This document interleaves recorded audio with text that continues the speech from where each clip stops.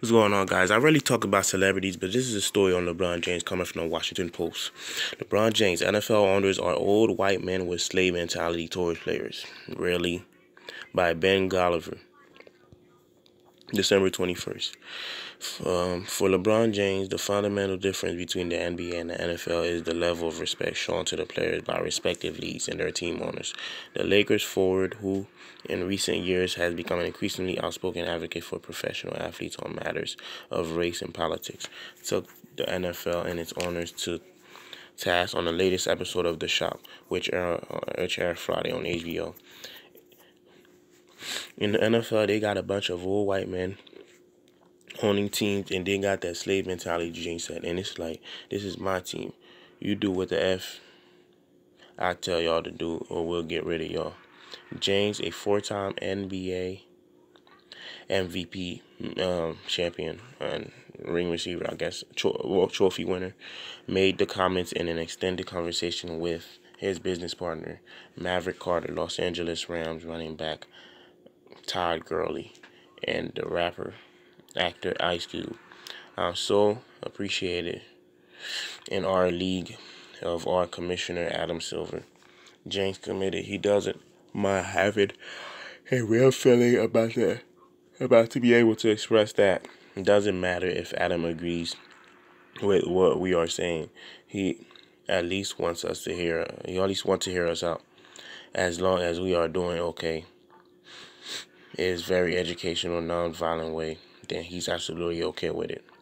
The NBA and the NFL had a strikingly different approach to player activism. In the NBA, James and others have worn T-shirts during warm-up in recognition of victims of police violence with no repercussions from the league.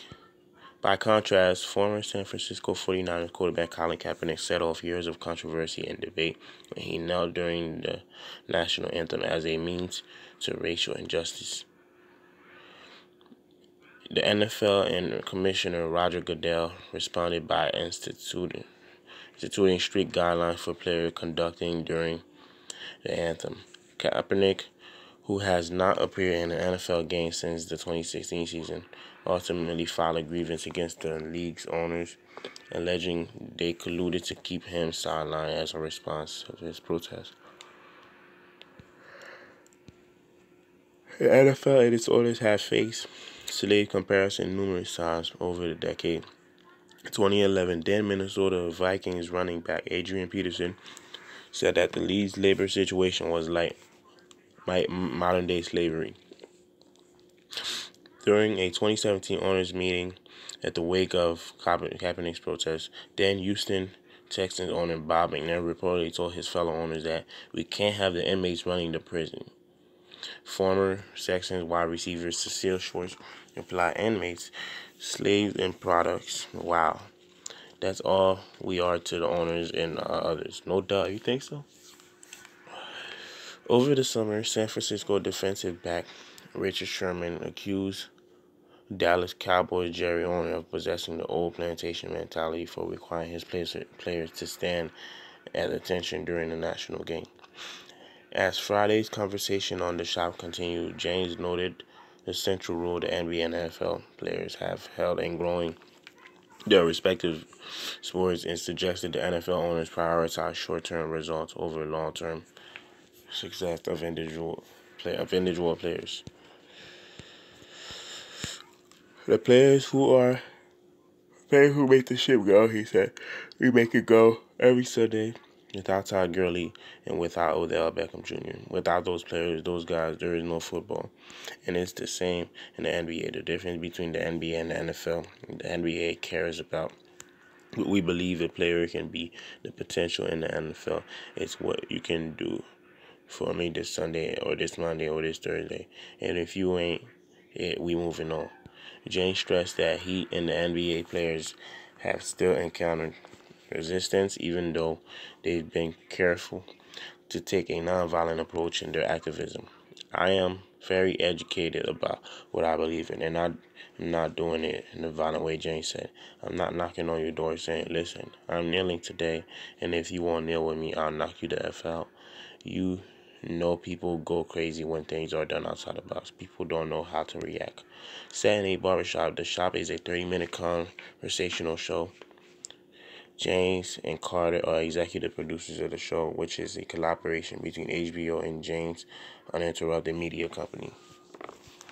Now, even though LeBron James was saying all this, he still was acting like a scary guy and all that stuff. Excuse me, like a scary guy and all that stuff. Now, I'm not telling him to be violent, but he should be more vibrant, more in your face with it. But I understand he still has a career, he still has a family to take care of, and it's good that he still speaks out for most black people who don't have a platform or the voice to be heard. And I got this from Black Authority, Jason Black, and he basically called him a softie. Kinda he is, but he still stand up to the thing. And Colin Kaepernick is still out. I think that's, by the way, that player on the right here that you see in the picture. I forgot his name exactly. I think Eric Reed. Okay, yeah, I think Eric Reed. He has been tested like 7 times already for drugs. So what they're trying to do? They're trying to catch him slipping in or something like that, or catch some drugs in his system so they could take him out because he kneeled with Colin Kaepernick. Obviously, you can see in this picture, and or something Phil said when he reported on this. His system is clean because he's been clean for the 7th time, they might even put something in there to say that he's dirty, and then they're gonna say, "Oh well, even though we let you back in the NFL because he was blackballed too, he was put out too, and they took him back. Even though we took you back, well look, it was your pitch that was dirty. That's why we're putting you out." These pastors are a bunch of evil people, and you know it. I know it. We all know it. But you guys, let me know what you think in the comments. Subscribe, share the video. I'll talk to you in the next one.